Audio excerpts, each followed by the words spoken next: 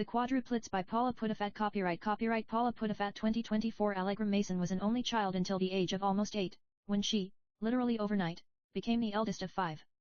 Her mother's pregnancy had been excruciating, and Allegra had often found herself in the care of Aunt Louise, her mum's younger sister. Ally's father prioritized being there for his wife and the babies, a trend that continued after the quads were born. Mirabelle, Thomas, Henry, and Rosanna. "You must be so excited," Ally, her best friend, Leah, had gushed. "I mean, 4 babies, wow! I can't wait to see them all." Allegra had mixed feelings. Sure, she was excited, and she actually enjoyed helping out.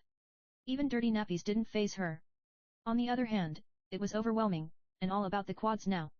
Family and friends wanted to take photos of the babies and upload them to social media, and sometimes they asked for Allegra to be in the pictures, but often, not.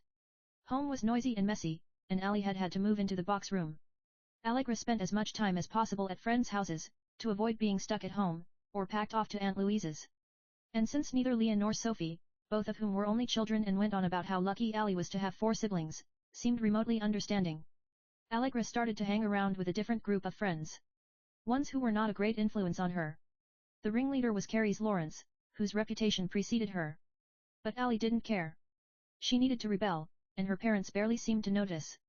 Their firstborn had been sidelined. It wasn't until Allegra and her friends were caught shoplifting that her parents realized that something was seriously wrong. A series of events followed, as Ally's world spiraled, and she began to lose control.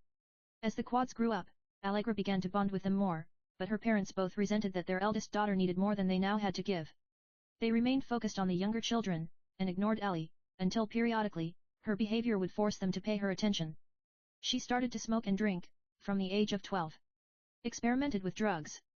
At the age of 16, Allegra was stranger raped, whilst cutting across a car park late at night, to reach her boyfriend's bedsit. She became pregnant, and her mother, along with a GP at their local surgery, bullied her daughter into having an abortion. No way was she having Ally at home with a kid, and she also didn't want to be seen as throwing her out, by the extended family, and by the local community in general. Allegra left home at 19. She lives in a bedsit now, and is entirely estranged from her family. She doesn't blame the quadruplets. She feels let down by her parents. Aunt Louise, along with the rest of the extended family, refuses to talk to Ally. She no longer drinks or smokes, and actually leads a quiet, and approaching reclusive, existence, but the family have decided to shun Allegra, and do not intend to back down. If anyone asks, Ally simply has her own life, and no one ever pushes them to expand upon this, or justify their cruel treatment of the girl. https://paulatrider.com/